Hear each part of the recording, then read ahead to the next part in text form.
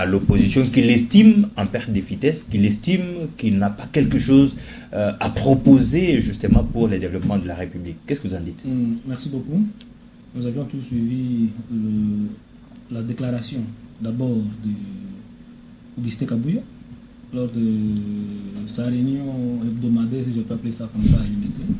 Et la communication qui avait fait passer, et la déclaration aussi du chef de l'État d'abord à Kisangani, là où la constitution était écrite, c'était à Simissimi,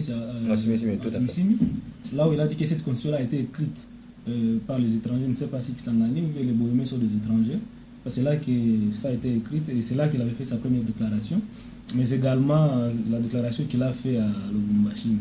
La réaction de l'opposition va dans les sens, parce que nous avions tous compris, à travers la communication de Kabouya, que le chef de l'État, les 5 ans pour le chef de l'État étaient insuffisants pour qu'il puisse rencontrer, n'est-ce pas, les déshydratats de la population, ou bien pour qu'il puisse, n'est-ce pas, réaliser sa vision. Et nous savons tous la vision du chef de l'État pour ce mandat, c'était la prospérité, l'unité et la sécurité. La sécurité, oui. Pour tous. Et mais Kabouya nous a dit que non, les 5 ans étaient insuffisants. Alors il lui fallait 7 ans renouvelables plusieurs fois. C'est là qu'est parti le débat. Et au chef de l'État de dire à Kisangani, s'il faut toucher ou bien parler de cette question-là des mandats du chef de l'État, il faudrait interroger la population. Ouais. Donc les tensions déjà étaient claires, n'est-ce pas? Et c'est ainsi que les analyses sont allées dans tous les sens. Et heureusement, j'ai comme l'impression que du côté des pouvoirs, ils ont compris, n'est-ce pas, les sons de cloche, que l'alerte que l'opposition a fait, c'est ainsi que vous avez senti la déclaration de Lubumbashi qui dit que non, le souci de briguer un troisième mandat n'y est pas. C'est alors que je demande au chef de l'État, n'est-ce pas, de recadrer tous ceux qui communiquent mal en son nom. Peut-être qu'il s'est exprimé justement pour éclairer la lanterne autour de cette question. C'est ça que j'ai dit. Ceux qui communiquaient, ils disent que 5 ans étaient insuffisants et qu'il fallait plus de 5 ans. Il fallait 7 ans.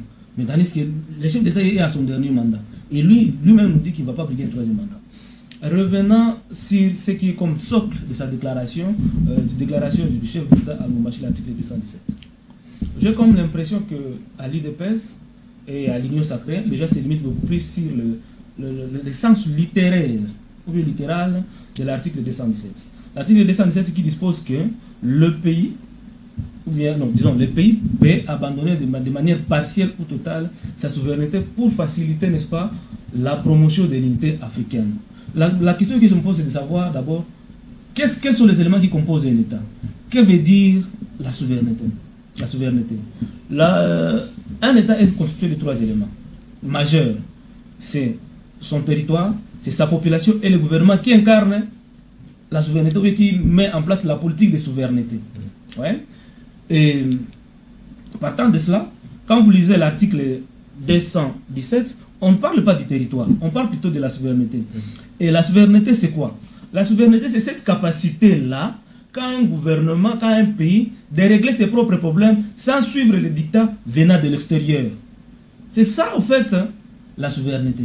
Mais est-ce que la souveraineté aussi, est-il déjà été appliquée dans notre... Non, l'abandon partiel de souveraineté, est-il déjà été appliqué dans notre pays? Mais j'ai dit oui, dans plusieurs domaines, nous avions abandonné notre souveraineté. Je vais vous en donner quelques exemples. Par exemple, oui. L'exemple, par exemple, il n'y a pas très longtemps, d'ailleurs, Mukwege avait interpellé sur cette question-là, avait interdit au gouvernement de ne pas faire entrer les contingents de l'EAC. Parce que l'armée, c'est une question de souveraineté. Mais le gouvernement congolais a fait appel à l'EAC, à l'armée de l'EAC, pour sécuriser nos frontières et nos populations. Alors que ça, c'était une question de souveraineté. Alors, c'est dans le sens du droit. Sur le plan juridique, nous sommes membres de l'OADA depuis 2012. Et de ce fait, nos droits internes, nos droits commerciaux et économiques, nous les avions abandonnés et nous nous sommes conformés, n'est-ce pas, aux droits OADA. Et du coup, c'est les droits OADA qui sont appliqués dans notre pays. Et comme je disais, c'est en 2012 que nous sommes allés à l'OADA, alors que l'OADA existait déjà. Nos lois internes, nous l'avions abandonné. C'est le plan comptable. Nous avions dans notre pays, avant 2012, le plan comptable général congolais, ouais, que nous avions abandonné et nous sommes conformés au système comptable OADA. Tout ce qui était de comptabilité congolaise, nous avions abandonné, et ça fait partie de la souveraineté. Aujourd'hui, nous sommes membres de l'unité africaine. L'unité africaine, on peut décider dans leurs institutions de mettre en place une monnaie unique pour toute l'Afrique. Étant membre de l'unité africaine, en RDC, nous pouvons dire non, alors nous, on abandonne notre politique monétaire. C'est une question de souveraineté aussi, pour mettre en pratique la politique monétaire établie par l'unité africaine. À l'image de l'Union européenne, tous les pays de l'Union européenne aujourd'hui, même de l'Union européenne aujourd'hui, chacun avait sa propre monnaie. Mais ils ont abandonné leur politique monétaire en faveur de l'euro. Ça peut se faire aussi en Afrique. Et la même disposition 217, ça se retrouve dans plusieurs constitutions en Afrique.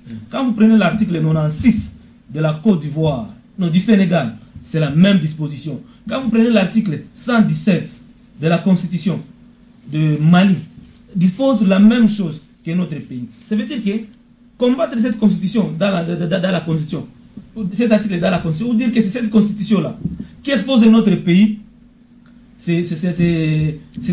n'est pas la vérité. D'autant plus que c'est cet article ici qui organise notre participation dans les organisations régionales et sous-régionales. Retirer cette disposition de la Constitution, ça nous appelle, ça nous amène aussi à quitter toutes les organisations dont nous sommes membres.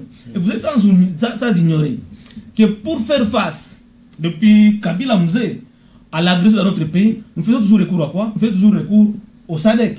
Pourquoi nous faisons recours au SADC? Parce que nous sommes membres à travers cet article-là de 117. Les forces de l'air sont entrées dans notre pays, c'est à cause de cet article-là. Et donc, cet article-là n'empêche rien. Je dirais que c'est un arbre qui cache la forêt. La vérité est ailleurs. Et même si ils arrivaient à réaliser ces forfaits, ceux qui sont au pouvoir aujourd'hui, la même disposition reviendra dans la Constitution, alors que la population comprendra que c'était juste une arbre qui cachait la forêt, mais la réalité était ailleurs. Donc, je cite par là.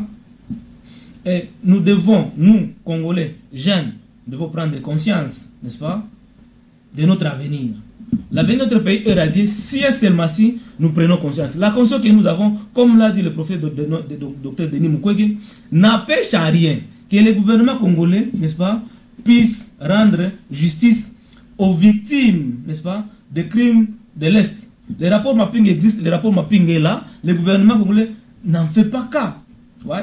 Il se laisse emporter par cette histoire ici de révision de la Constitution, tout en oubliant les déshydratats de la population. Merci. Cette Constitution ici, on dit que ça doit s'adapter, j'ai fini par la permettre, ça doit s'adapter aux réalités actuelles. Quelles sont les réalités actuelles? Les réalités actuelles, c'est ce qu'encore Dr Denis Mukwege avait fustigé, le vice-don, le détournement, l'injustice. Mais les détournements, ça ne date pas d'aujourd'hui. Mais même ça ne date pas d'aujourd'hui, mais il faut les combattre. N'est-ce pas? Mais cette constitution n'interdit pas qu'on puisse combattre l'injustice, les détournements, n'est-ce pas? Le vol des deniers publics. Merci. Et donc, cette constitution-là, elle est valable. Et professeur Tamba, le professeur Mbata avait bien dit que c'était la meilleure constitution que le pays n'a jamais connue. Et il y a un autre constitutionnel qui est à la présidence. Merci. Le conseiller chef de l'État en matière de sécurité, qui avait dit que cette constitution-là, elle était solide. Elle était solide. Et lui, d'ailleurs, il fait partie des rédacteurs dont le nom m'échappe, mais ça va venir. Professeur Abagnac. Pas le professeur Essambo. Oui, il l'avait dit. Il est parmi les rédacteurs de la Constitution. Merci beaucoup, cher estimé Marius Moumbala. On retient beaucoup de choses de vous. Mais je suis obligé de prendre un certain moment parce que là, vous avez parlé de beaucoup de choses. Je dois ramasser plus rapidement. Bon, vous avez la parole avant de revenir à Mardoché Kitoko. Sur cette question, il semble aujourd'hui que les chefs de l'État, après avoir sillonné